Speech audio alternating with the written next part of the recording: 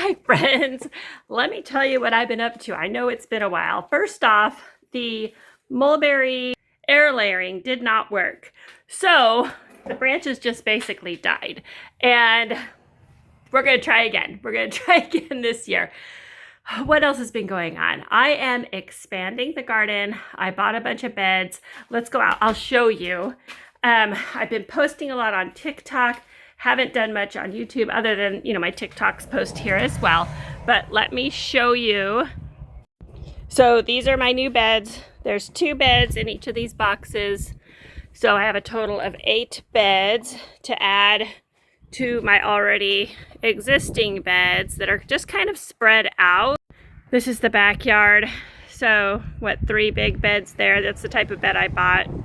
And with the state of the world today, I really wanted to expand. I also have the donation garden. Actually, let's go look at that as well. Just here on the other side of the fence is a 10 by 40 vinyl banner, vinyl billboard, and it's there to kill the grass. It's been there since winter. So again, that's for the donation garden. That's for my community to donate, because I just had a feeling like things were getting crazy even last winter. And I thought, what can I do? I want to give food away. And I guess I had been planning this since last spring even. So I got that billboard vinyl and I covered it up and I went through. In fact, let me show you other things I've been doing. I have this garden journal that I made. I'll put the link down below. It's free right now. This is the gist of it. First off, this is my donation garden. Here's, the 3 rows that I'm going to do. But the beautiful part of this garden journal is you can open it up to whatever day. So like here, you do the countdown. This is Saturday, March 28th, which was the 23rd day, 23 days until the last frost. And then it tells you everything that you can plant. In fact, let me show you on my other journal. This is for the donation garden. This is for my personal garden. And you can see the first page, I've designed my garden. This was a mess up right there. And here you can see, so every day, you know what the day is, how many days till your next frost or your last frost, and then it tells you what to do. So I've already done all of this, and it tells you what you can plant and still reach harvest, which is great for, at the end of the year, or when you're thinking, oh, is it going to be too soon? Is the plant going to get too big? And these are the things that I planted. So I write progress here. If it rains, I would write that here. I want to get a personal printer. I had those years ago when when we lived in the rock house, and I would print out pictures of my progress. And it was great to go back and look at where I was the previous year, because sometimes you're thinking, oh, I thought I had tomatoes by this time or whatever. And this will help keep that track of that as well. In fact, let me show you the back. In the back, each month, there's like a little summary. And so here, I needed a sifter. I'm considering soil blocking. And this is the amount that I spent that month. And then just some feedback, what I preserved and what worked well. And then there's one for every single month. This is great for checking in and just keeping yourself on track, which was the purpose of the whole journal anyway, because I find myself getting off track. I would forget, like, okay, how many days until the last frost? And I would have to do the countdown, or I would have to look on a calendar and count the days and figure out what I was supposed to plant.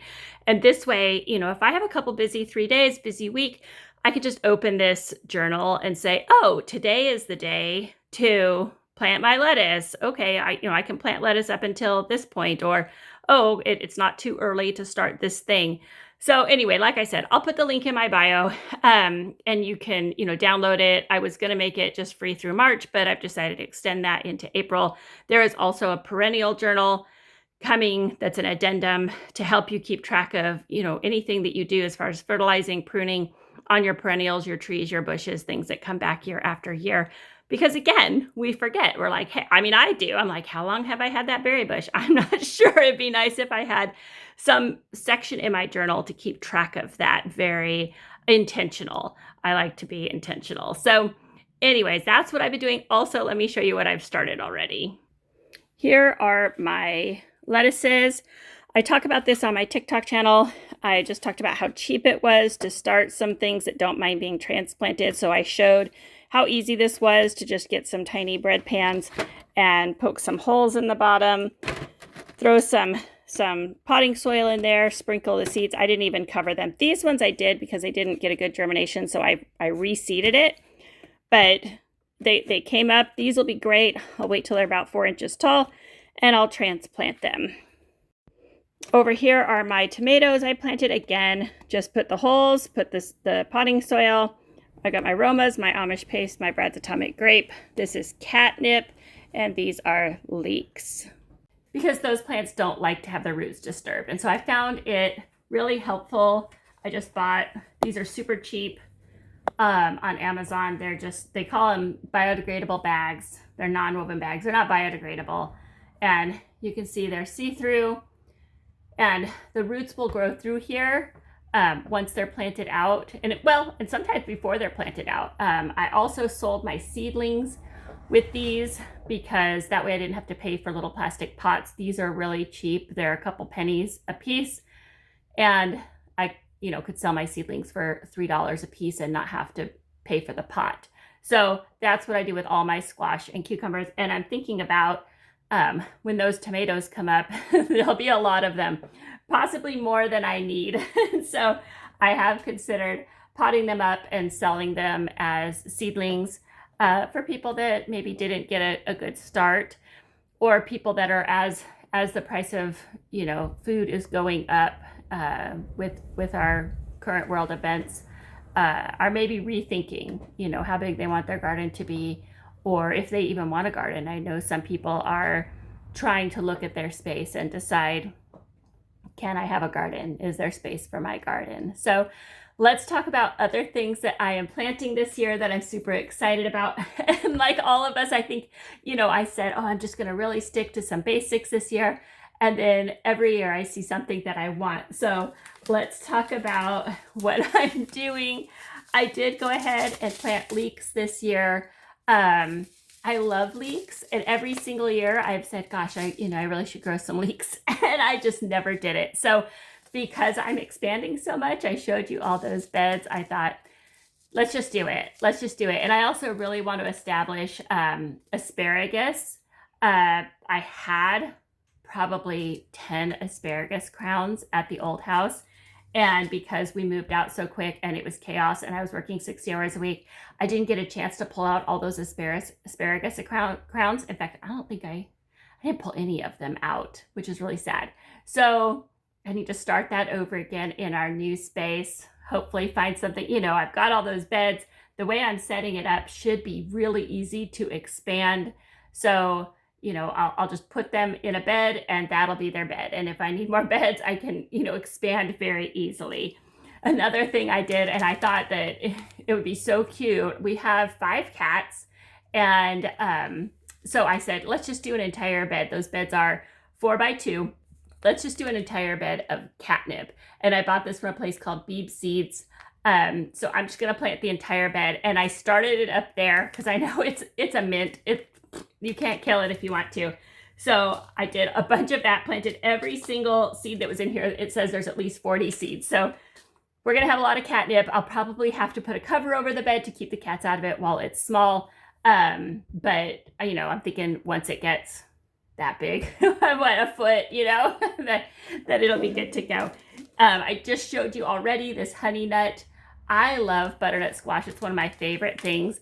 And these are like single serving butternut squash. They're just little ones. And I've looked at them. Again, another one I've looked at for years. Maybe I didn't really have room at the other house either. And I have nothing but room here. So I planted a bunch of these. You saw those. I planted 6 of them. So I may put 6 out here, or 3 out here and 3 in the donation garden. I might put them all in the donation garden and give away the majority of them. I haven't decided what to do.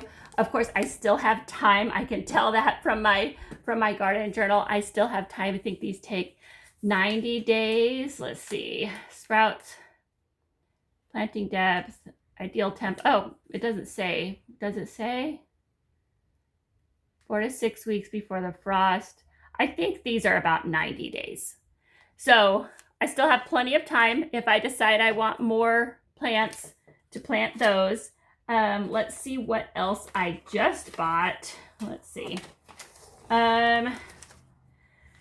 These are loofah, and it's so funny because in my seed swap, I had somebody donated a ton of loofah seeds, and I got so excited during that seed swap that I donated all the seeds back. I have looked.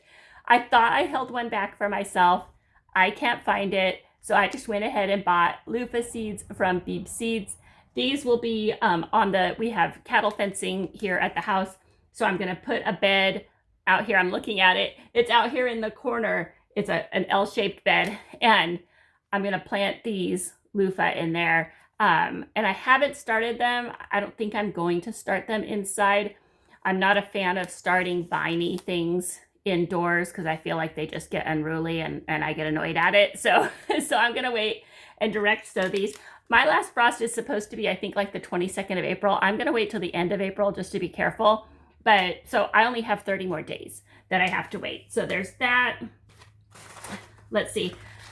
These are going to go on the trellis out there with those rich sweetness melons that I showed you. I can't find I might have put it away. I think I put the bag away, the seed packet away. But so I'm going to plant this and the melons on that trellis that I just showed you. And that'll be super cool to walk through there. And I'm not a big fan of green beans, but these ones don't seem squishy. I don't know, like, you know how they get squeaky? I don't like squeaky green beans. And so these, I feel like, and maybe I harvest them really early as well, so they don't get squeaky. But I like the taste of green beans. I like asparagus too. I just don't like the texture so much. So there's that. I saw this, there's a creator on, and he's on YouTube as well, but not as big on YouTube, called Grow Edible Plants or Growing Edible Plants. And he suggested these. And I thought, I love a good squash. So I've got these Candy Roaster North Georgia squash. I got these from Baker Creek.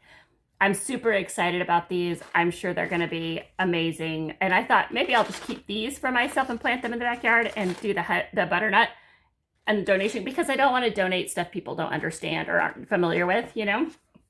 There's that.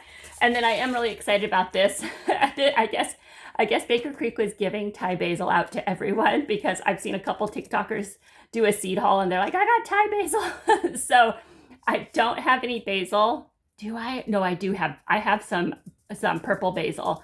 So I'm trying also this year to plant more herbs. I do use them. I've just never planted them and used them fresh or planted them and dried them out. So that's something I'm trying to aspire. I'm really working more toward some prep stuff, you know, having extra food on hand, and getting better about saving back some stuff, making my own stuff. I used to be a lot better about it. I had 5-gallon buckets of rice and beans and noodles and all those things when I had little kids. And it was super important to me to, you know, be prepared in that way. And I felt so secure in the past, 10 years that I really haven't done that. I've fallen away from it. I did mention to the husband, because even he's getting nervous now. He's like, maybe we need to put some solar panels up. So he's looking into that. We did get a pellet stove because we didn't want to be dependent on the propane to heat the house. And I said to him the other day, one of his favorite meals is 15 bean soup. And so I said, I did the math, and it seems like I can make us a 5-gallon bucket of 15 bean soup cheaper, but by like 5 cents an ounce, it would be cheaper. Now, is that something we want to do? Come out of pocket $45 to make this big bucket? Is this important to us? And at first he was like, I don't know, we can always go to the store and buy more, which is true, because even in, when people are panic buying, they're not buying 15 bean soup usually. So he's, correct. And we have a bunch in the pantry already. And then 2 days later, he's like, it might be good to have a 5-gallon bucket of 15 bean soup. So that's on the list of things to do. Probably next time we go to the store, I'll just get a bunch of beans. I was telling him, it's just a bunch of 2-pound bags of 15 types of beans or whatever. So those are the things that I'm doing to prepare. I'm super excited about getting these beds in. I found somebody that'll sell us some horse and rabbit manure to amend the beds because it's just so hard to get good dirt. We don't have good dirt here, so I do have to do raised beds. But I'm super excited about what we have going on. I don't know. Oh, let me show you these are the tomatoes. Since I'm doing that production garden, I'm doing mostly almost all Amish paste tomatoes. That's what's going in that donation garden. Super easy, standard, tried and true, right? Tomato. And I put the entire packet in there. I don't even know how many seeds are in here. Let's see. Minimum of 25 seeds. I'm sure there were more than 25 seeds in here. So I did plant all of these. I planted a lot of Brad's Atomic Grape, which were I saved these, and I had given a bunch away for the seed swap as well. So we were good to go with that. So I'm not the type that's going to freak out and be, running around and thinking that the sky is falling, but I am a little nervous. We woke up today to gas being $4 a gallon, and that makes me wonder, like, okay, the things that I've been spending money on, I need to redirect that money. So that's what I'm doing here at our place. What are y'all doing? Are you guys feeling the financial pinch yet?